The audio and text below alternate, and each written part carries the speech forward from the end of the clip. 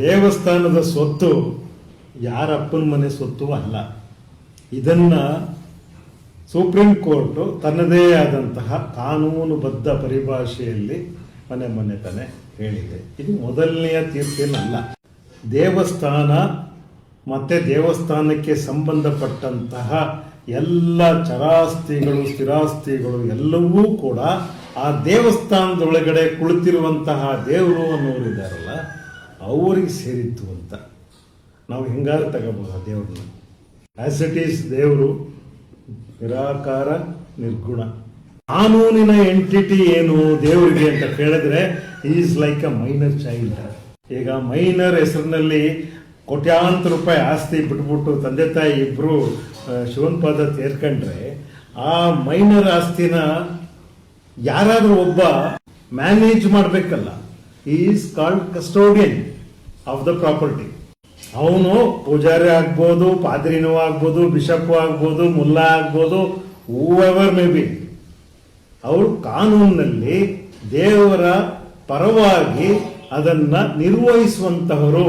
ಆದ್ರೆ ಅಲ್ಲಿ ಹಾಕಿರ್ತಾರಲ್ಲ ದಕ್ಷಿಣೆ, ಆ ಹಣದಲ್ಲಿ ಒಂದು ಪೈಸನೂ ಕೂಡ ಅವನು ಮಿಸ್ಯೂಸ್ ಮಾಡಂಗಿಲ್ಲ, ಮತ್ತೆ ಅವನ ಆಸ್ತಿ ಅಲ್ಲ. ಇದನ್ನ ನಾವು ಸ್ಪಷ್ಟವಾಗಿ ಕೇಳ್ಕೋಬೇಕು. ಇಲ್ಲಿ ದೇವರು ಒಬ್ಬನೇ ಇರೋದು, ಬೇರೆ ಬೇರೆ ರೂಪದಲ್ಲಿ ಬೇರೆ ಬೇರೆ ಟೆಂಪಲ್ ಅಲ್ಲಿ ಕೂತ್ಕೊಂಡಿರ್ತಾರೆ.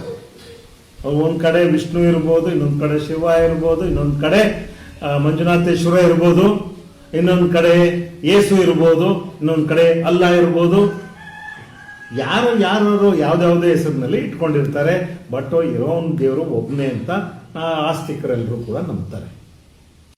ಕಾನೂನಾತ್ಮಕವಾಗಿ, ತಾತ್ವಿಕವಾಗಿ, ಕಾಮನ್ ಸೆನ್ಸ್ನಲ್ಲಿ ನಮ್ಮ ನಡುವೆ ಇರುವಂತಹ ದೇವಸ್ಥಾನಗಳು, ಚರ್ಚ್ಗಳು, ಮಸೀದಿಗಳು ಅಥವಾ ಬೇರೆ ಧರ್ಮಗಳಿಗೆ ಸೇರಿದಂತಹ ಪ್ರಾರ್ಥನಾ ಮಂದಿರಗಳು ಆಗಿರ್ಬೋದು, ಜೈನ ಬಸದಿಗಳಾಗ್ಬೋದು, ಇವೆಲ್ಲವೂ ಕೂಡ ದೇವರ ಹೆಸರಿನಲ್ಲೇ ಇರತಕ್ಕದ್ದು, ಮತ್ತೆ ಅದು ದೇವರಿಗೆ ಸೇರಿದ್ದು.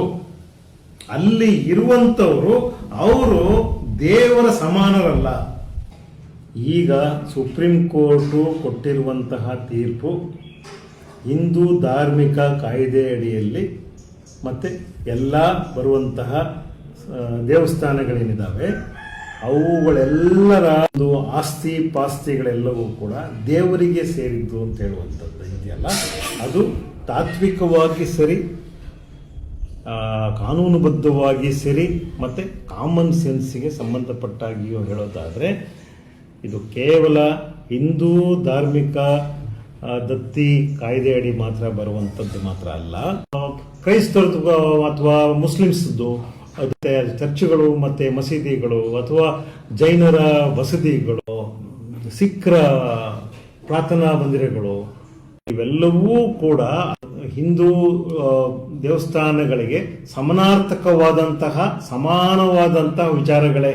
ಅಲ್ಲಿಯೂ ಭಕ್ತಿಯೇ, ಅಲ್ಲಿಯೂ ದೇವರೇ, ಅಲ್ಲಿಯೂ ಭಕ್ತರೇ, ಅಲ್ಲಿಯೂ ಬೀಳೋದು ಕಾಣಿಕೆಯೇ, ಅಲ್ಲಿಯೂ ಇರುವಂಥದ್ದು ಸ್ಥಿರಾಸ್ತಿ ಮತ್ತೆ ಚರಾಸ್ತಿಯ ವಿವಾದಗಳೇ.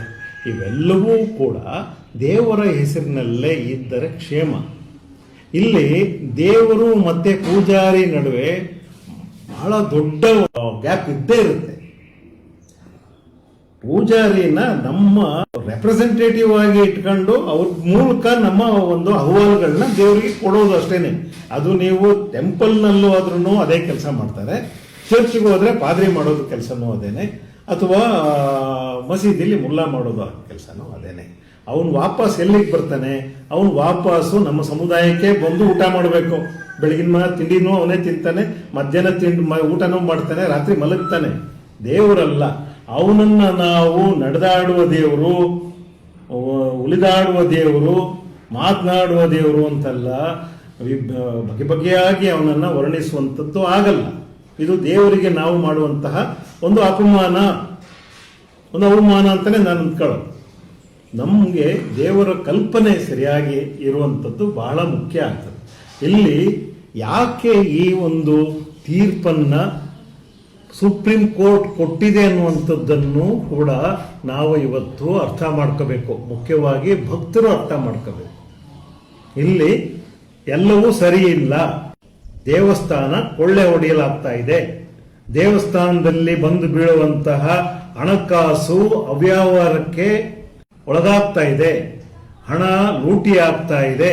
ಅಥವಾ ದೇವರ ಹೆಸರು ಹೇಳ್ಕೊಂಡು ಅದರ ಕಸ್ಟೋಡಿಯನ್ಸ್ ಯಾರಿರ್ತಾರೆ, ಅದರ ಟ್ರಸ್ಟೀಸ್ ಆಗ್ಬೋದು ಅಥವಾ ಪೂಜಾರಿ ಆಗ್ಬೋದು, ಅದನ್ನ ನೋಡ್ಕೋತಿದ್ದೀನಿ ಅಂತ ಹೇಳುವಂತಹ ಮನುಷ್ಯ ಇರ್ಬೋದು, ಅವನು ಎಲ್ಲವನ್ನೂ ತನ್ನ ಆಸ್ತಿಯಾಗಿ ಕನ್ವರ್ಟ್ ಮಾಡುವಂಥದ್ದಾಗ್ತಾ ಇದೆ ಅಂತ ಹೇಳುವಂಥದ್ದು ಕಾನೂನಿನ ಗಮನಕ್ಕೆ ಬಂದಿರೋದ್ರಿಂದ ಇದು ಆಗಕೂಡದು. ಎಲ್ಲವೂ ಕೂಡ ದೇವರ ಹೆಸರಿನಲ್ಲೇ ಇರತಕ್ಕದ್ದು. You are just custodian, you are just a manager of that particular said property ಅಂತ ಸುಪ್ರೀಂ ಕೋರ್ಟ್ ಹೇಳಿರುವಂಥದ್ದು. ಧರ್ಮಸ್ಥಳದ ದೇವಸ್ಥಾನದ ವಿವಾದಗಳು ಕೂಡ ಇವತ್ತು ಸುಪ್ರೀಂ ಕೋರ್ಟ್ ಕೊಟ್ಟಿರುವ ತೀರ್ಪಿನ ಕೆಳಗೆ ನಾವು ನೋಡಬೇಕಾಗ್ತದೆ. ಅದರಿಂದ ವ್ಯತಿರಿಕ್ತವಾಗಿ ಅಥವಾ ಅದರ ಹೊರತಾಗಿ ಏನು ಇರಲಿಕ್ಕೆ ಚಾನ್ಸಸ್ ಇಲ್ಲ.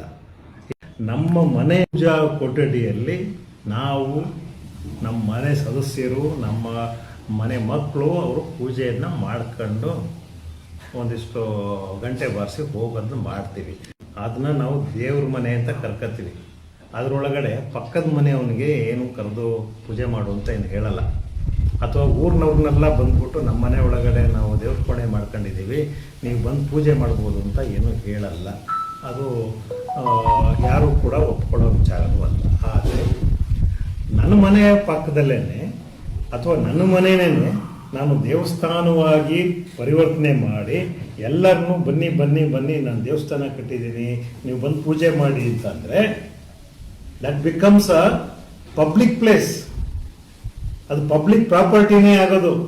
ಅವರು ಹಣಕಾಸು ಹಾಕ್ತಾರೆ, ನಾಳೆ ಕಿರೀಟ ತಂದು ಕೊಡ್ತಾರೆ, ದೇವರಿಗೆ ದೇವರ ಹೆಸರಿನಲ್ಲಿ ಮತ್ತೆ ದೇವರಿಗೆ ಭಯ ಭಕ್ತಿಯನ್ನು ಇಟ್ಟು ತರುವಂತಹ ಎಲ್ಲ ಆಸ್ತಿ ಪಾಸ್ತಿಗಳೆಲ್ಲ ಇದಾವಲ್ಲ, ಅದು ಯಾರಿಗೂ ಹೋಗ್ಬೇಕಾಗಾದ್ರೆ ಅದು ಧರ್ಮದ ಹೆಸರಿನಲ್ಲಿ ಮತ್ತೆ ದೇವರ ಹೆಸರಿನಲ್ಲಿ ಜನರನ್ನ ಮೆಸ್ಮರೈಸ್ ಮಾಡಿ ನಾವು ಹಣವನ್ನು ಲೂಟಿ ಮಾಡುವಂತಹ ಒಂದು ಕೃತ್ಯ ಆಗುತ್ತೆ. ಹಾಗಾಗಿ ಕರೆಕ್ಟಾಗಿ ಸುಪ್ರೀಂ ಕೋರ್ಟ್ ಇವತ್ತು ಹೇಳ್ತಾ ಇರುವಂಥದ್ದು, ಯಾವುದೇ ದೇವಸ್ಥಾನ, ಆ ದೇವಸ್ಥಾನದಲ್ಲಿ ಕುಳಿತಿರುವಂತಹ ದೇವರು ಯಾರಿದ್ದಾರೆ ಅವ್ರದ್ದೇ ಪ್ರಾಪರ್ಟಿ ಆಗ್ಬಿಟ್ಬಿಟ್ರೆ ಅದು ಅಲ್ಲಿಯ ಕಸ್ಟೋಡಿಯನ್ ಅಥವಾ ಪೂಜಾರಿಗೆ ಸಂಬಂಧಪಟ್ಟಂತಹ ಆಸ್ತಿ ಅಲ್ಲ ಅನ್ನುವಂಥದ್ದನ್ನು ಏನು ಹೇಳಿದ್ದಾರೆ. ಆ ಮಾನದಂಡದ ಮೇಲೆ ನಾನು ಹೇಳೋದಾದರೆ ಶ್ರೀ ಮಂಜುನಾಥೇಶ್ವರ ದೇವಸ್ಥಾನ ಮತ್ತು ಅದಕ್ಕೆ ಸಂಬಂಧಪಟ್ಟಂತಹ ಕೋಟ್ಯಾಂತರ ರೂಪಾಯಿ ಆಸ್ತಿ ಪಾಸ್ತಿಗಳು ಎಲ್ಲವೂ ಶ್ರೀ ಮಂಜುನಾಥೇಶ್ವರನಿಗೆ ಸೇರತಕ್ಕದ್ದು. ಅದು ಏನಾದರೂ ಬೇರೆ ವ್ಯಕ್ತಿಗಳ ಹೆಸರಿನಲ್ಲಿ ನಮೂದನೆ ಆಗಿದೆ ಅಥವಾ ಅವೆಲ್ಲವೂ ಅವರ ಆಸ್ತಿಯಾಗಿ ಪರಿವರ್ತನೆ ಆಗಿದೆ ಅಂತಂದರೆ we have to look into that from legal aspects. ಇದನ್ನು ನಾವು ಮಾತಾಡುವಂಥ ಅವಶ್ಯಕತೆ ಬೀಳ್ತಿರಲಿಲ್ಲ. ಸೌಜನ್ಯಗಳ ವಿಚಾರವಾಗಿ ಅಷ್ಟೇ ನಾವು ಮಾತಾಡ್ತಾ ಇದ್ವಿ. ಬಟ್ ಇವತ್ತು ಸುಪ್ರೀಂ ಕೋರ್ಟ್ ವರ್ಡಿಕ್ಟ್ ಇರೋದ್ರಿಂದ ಅದನ್ನು ಸರಿಯಾಗಿ ವಿವರಿಸಿ ಹೇಳುವಂಥದ್ದನ್ನು ನಾವು ಮಾಡ್ತಾ ಇದ್ದೇವೆ. ಇದರಲ್ಲಿ ಬೇರೆ ಯಾವುದೇ ರೀತಿಯಾದಂತಹ ಅರ್ಥವನ್ನು ಕಲ್ಪಿಸ್ಕೊಳ್ಳುವಂಥ ಅಗತ್ಯನೇ ಇಲ್ಲ. ಜನರಿಗೆ ಜಾಗೃತಿ ಮೂಡುವಂಥದ್ದು ಬಹಳ ನೀಡಿದೆ, ಇವತ್ತು ತುರ್ತಿದೆ. ಜನರಿಗೆ ಅರ್ಥ ಆಗಬೇಕು. ನೀವೇನೇ ಕೊಟ್ಟರು ಅದು ದೇವರು ದಕ್ಕಿಸ್ಕೊಳ್ತಾ ಇದ್ದಾನೆ ಅಂತ ಹೇಳೋದಷ್ಟೇ ನಾವು ನೋಡೋದು. ಇಲ್ಲದಿದ್ದರೆ ಯಾಕೆ ಕೊಡಬೇಕು? ಯಾರೋ ಒಬ್ಬ ನರಮನುಷ್ಯ ಅದನ್ನೆಲ್ಲವನ್ನು ಎಂಜಾಯ್ ಮಾಡ್ಕೊಂಡು ಹೋಗ್ತಿದ್ದಾನೆ ಅಂತಂದರೆ ಅದು ಮೌಢ್ಯ ಅಲ್ಲದೆ ಮತ್ತೇನು? ಇದನ್ನು ನಾವು ಇವತ್ತು ಪ್ರಶ್ನೆ ಮಾಡುವಂಥದ್ದು ಆಗಬೇಕು. ಎಲ್ಲಿ ಮನುಷ್ಯನ ಕೈಯಲ್ಲಿ ಅಧಿಕಾರ ಮತ್ತು ಆಸ್ತಿ ಹಣಕಾಸು ಕ್ರೋಢೀಕೃತವಾಗ್ತಾ ಹೋಗ್ತದೋ ಅಲ್ಲಿ ದುರಾಡಳಿತ, ಹತೋಟಿ ಪ್ರತಿಯೊಂದನ್ನು ಕೂಡ ದಕ್ಕಿಸ್ಕೊಳ್ಬೇಕು ಅಂತ ಹೇಳುವಂತಹ ಒಂದು ಶವನಿಸ್ಟಿಕ್ ಆಟಿಟ್ಯೂಡ್ ಇದೆಯಲ್ವ, ಅದು ವಿಜೃಂಭಿಸ್ತಾ ಬರುತ್ತೆ. ಅದಕ್ಕೆ ಏನು 1, 2, 3 ಅಲ್ಲ ಉದಾಹರಣೆ.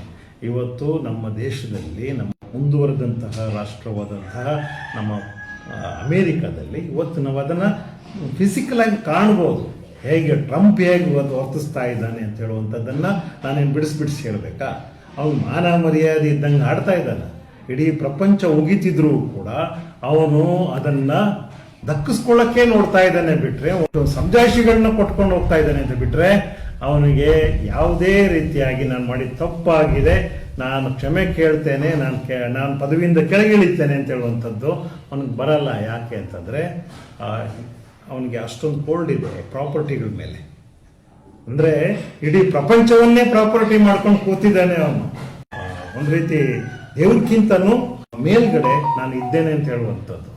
ಹಾಗಾಗಿ ದೇವರ ಜಾಗಗಳನ್ನು ಕೂಡ ನಾವು ಹೌಸ್ ಆಫ್ ಲಾರ್ಡ್ಸ್ ಅಂತ ಕರಿತೇವೆ. ಹೌಸ್ ಆಫ್ ಲಾರ್ಡ್ ಅಂತಂದರೆ ದೇವರ ಜಾಗ. ನಮ್ಮ ಬ್ರಿಟನ್ನಿನ House of Commons and House of Lords. House of ಲಾರ್ಡ್ಸಲ್ಲಿ ಏನು ಅಂತಹ ದೊಡ್ಡ ನಿರ್ಣಯಗಳನ್ನ ಅವರು ತಗೊಳಕ್ಕಾಗಲ್ಲ. ಆದರೆ ಅದು ಒಂದು ರೀತಿ ದೇವರುಗಳ ಥರ ಅವರು ಉತ್ಸವ ಮೂರ್ತಿಗಳ ರೀತಿಯಲ್ಲಿ ಕುಳಿತಿರಬೇಕು. ನಮ್ಮ ದೇವರುಗಳ ಕಥೆಯೂ ಅಷ್ಟೇ. ಅವರು ಉತ್ಸವ ಮೂರ್ತಿಗಳು ಅಥವಾ ಮೈನರ್ಸ್, ಚೈಲ್ಡ್ ಇದ್ದಂಗೆ. ಅವ್ರಿಗೆ ಬರುವಂಥ ಹಣಕಾಸು ಎಲ್ಲವನ್ನೂ ಕೂಡ ಅಲ್ಲಿಯ ಒಂದು ಟ್ರಸ್ಟು, ಅಲ್ಲಿ ಚಾರಕ, ಅದರ ಸೂಪರ್ಟೆಂಡೆಂಟ್, ವಾಟ್ ಎವರ್ ಇರಲಿ, ಅವರು ಅದನ್ನು ಎಂಜಾಯ್ ಮಾಡ್ತಾ ಇರುವಂಥದ್ದು. ಹಾಗಾಗಿ ಹಣಕಾಸು ಆಸ್ತಿ ದೇವಸ್ಥಾನದ್ದು ಅದು ಯಾವತ್ತೂ ಕೂಡ ಪೂಜಾರಿಯದ್ದು ಆಗ್ಲಿಕ್ಕೆ ಸಾಧ್ಯ ಇಲ್ಲ, ಅಥವಾ ಪೂಜಾರಿ ನಡೆದಾಡುವ ದೇವರು ಅನಿಸ್ಕೊಳ್ಳೋಕ್ಕೆ ಸಾಧ್ಯತೆ ಇಲ್ಲ. ದೇವರು ಒಬ್ಬನೇ, ಅವನದ್ದೇ ಆಸ್ತಿ ಅನ್ನುವಂಥದ್ದನ್ನು ಸುಪ್ರೀಂ ಕೋರ್ಟ್ ಎತ್ತಿ ಹೇಳಿದ್ರು.